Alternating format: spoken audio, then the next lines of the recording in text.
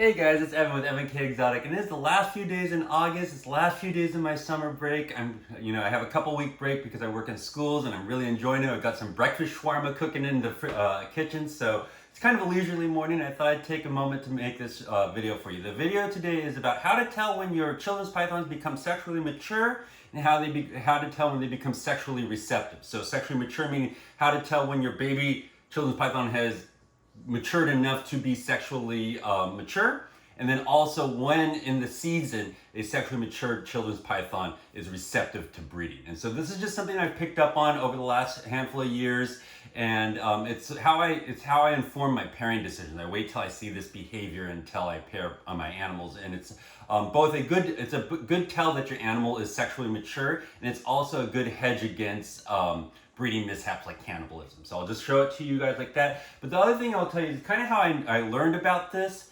is when I was raising up my first group of children's pythons. Everybody says that they're sexually mature at 18 months, which might be true, but I think that means there's a lot of contingencies about timing and when they started feeding and whatnot for them to really be ready at 18 months.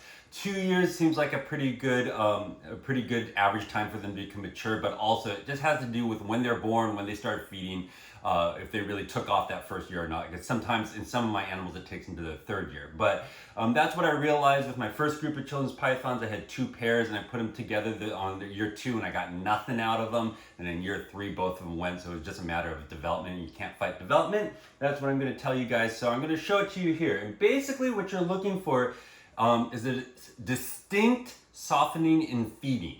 And I have 2 animals that I think are going to display this for you, and I'm going to show you this example right now. But what I mean by this is immature animals never have a seasonal slowdown in how berserk they are about feeding. So if you are raising up yearlings and babies, they tend to always be pretty spicy about food. They're always in food mode all the way through winter. They're always going to be biting your fingers and things like that. And then once they hit sexual maturity, and once they come into the season where they're starting to get into the breeding season, you will see a distinct softening of feeding. So in other words, if your animal is berserk about food, it's not ready to breed, either in terms of age and maturity, or it's not ready to breed in terms of it's not the right time of the season. And so if you wait until you see that softening of feeding, you both ensure that your animal is sexually mature, and secondly, you ensure that it's a hedge against getting one of your animals eaten, because they do have a tendency to be cannibalistic. But I'm going to show you 2 different animals. These are very similar animals.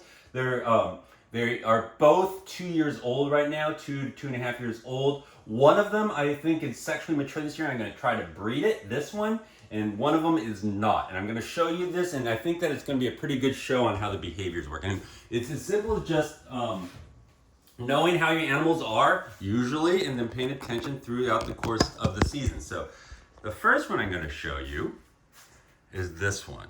Let me see. There you go. So if you see, this one has really calmed down. And I should say seasonally, we were right at the point in the season when,